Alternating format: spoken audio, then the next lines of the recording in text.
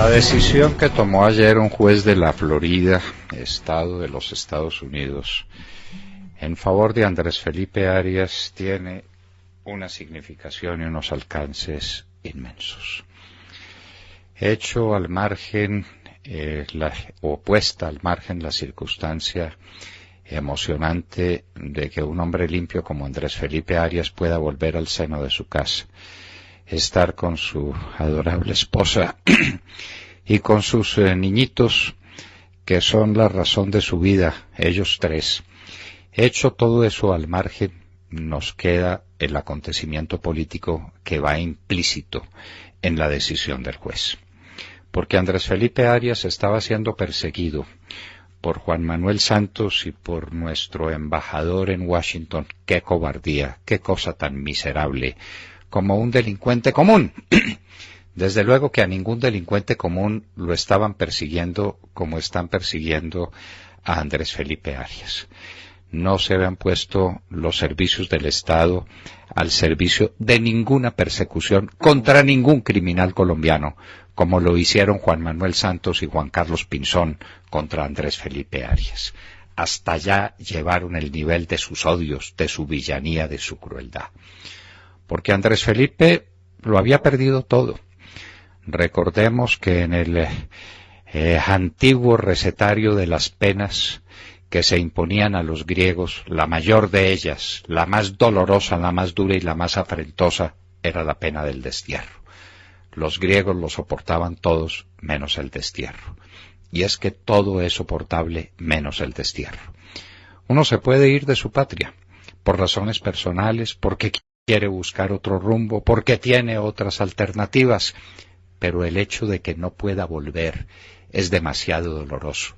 Es el desarraigo. Desarraigar es sacarlo a uno de sus raíces emocionales, sentimentales, profundas, que uno tiene con el suelo donde nació. Esa era la circunstancia de Andrés Felipe Arias, la de un desterrado en los Estados Unidos. Pero no era suficiente. En ese infinito diccionario de odios y de injusticias y de cobardías en que se contrae el corazón de Juan Manuel Santos y por desgracia también el de su embajador en Washington, el destierro era muy poquito. Lo querían ver recluido en una cárcel y quién sabe en qué cárcel lo iban a recluir y en qué condiciones lo iban a tener para vengarse de él. ¿Para vengarse de qué? ¿Qué clase de enemigo era Andrés Felipe Arias? ¿Qué delito había cometido? Distinto el de ser una de las figuras más altas y más claras de la juventud colombiana o de esa edad feliz en la que ya se sabe y todavía se puede.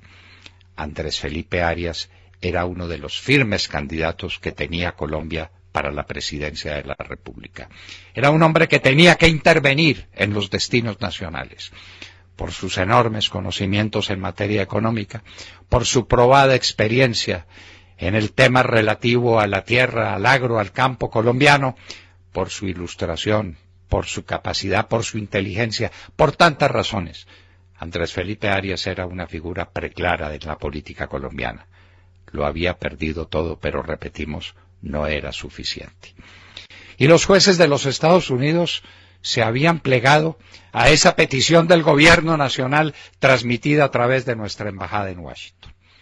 Y habían considerado que Andrés Felipe Arias era muy peligroso para la sociedad de los Estados Unidos y para la sociedad colombiana y que había que meterlo en una cárcel. Y lo metieron en una cárcel de oprobio. En una cárcel en la que podía ver a su familia, a sus dos hijitos y a su mujer 1 hora a la semana.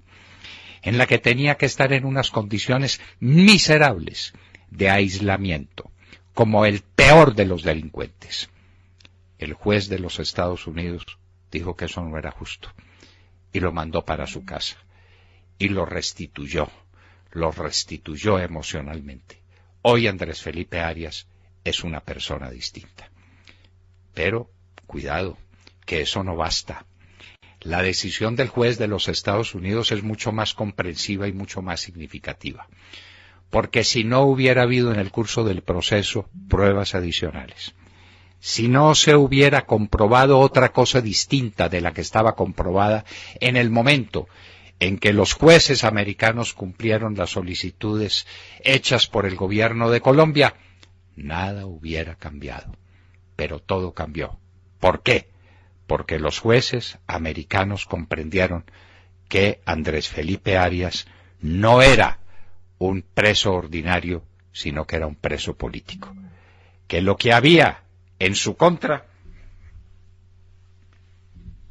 era nada menos que una condena por razones políticas. Por su condición de refugiado, lo liberaron de la cárcel. Y ahora tendrá que esperar una decisión, la decisión definitiva que le permita continuar su proceso de asilo en los Estados Unidos. Un asilado político. Un asilado político que sigue la suerte que tienen los perseguidos políticos en este país.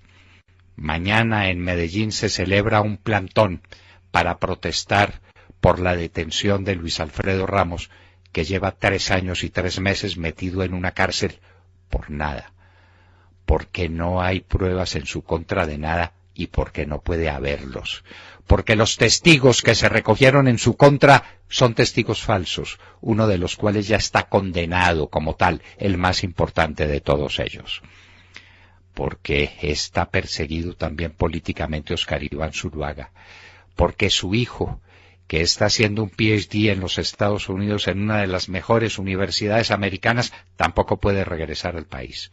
Porque Luis Alfonso Hoyos, una de las mentes más claras y uno de los hombres más eficaces en el servicio público de Colombia, anda como un fugitivo también en los Estados Unidos. Aquí en Colombia hay una persecución política peor que la persecución política de Venezuela. Lo que pasa con Leopoldo López, con Ledesma, con Ceballos, con todos los presos políticos de Venezuela se repite aquí. ¿De qué manera se repite aquí?